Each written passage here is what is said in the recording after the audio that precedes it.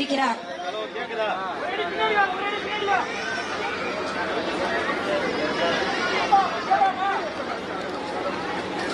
புலம்பெயர்ந்து வாழும் பெற்றோர்களின் குழந்தைகளுக்கும் முகாம் நாளன்று போலியோ சொட்டு மருந்து வழங்கப்படும்.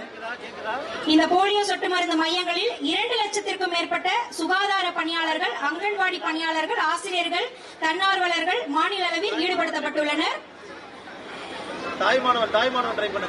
இப்பொழுது இங்கு உங்கள் முன்னால் போலியோ சொட்டு மருந்து முகாமினை தொடங்கி வைக்கும் விதமாக குழந்தைகளுக்கு மாண்புமிகு தமிழ்நாடு முதலமைச்சர் அவர்கள் போலியோ சொட்டு மருந்தினை வழங்குகின்றார்.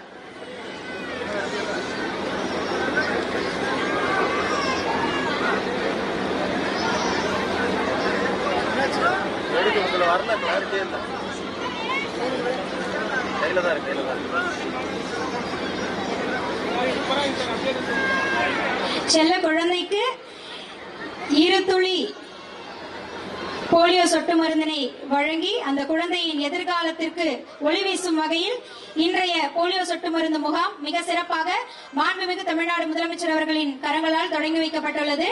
ரயான் என்னும் குழந்தைக்கு போலியோ சொட்டு மருந்து இடப்பட்டுள்ளது. அவர்களுடைய தாயார் சுதா அவர்களுக்கு மனமார்ந்த வாழ்த்துக்கள்.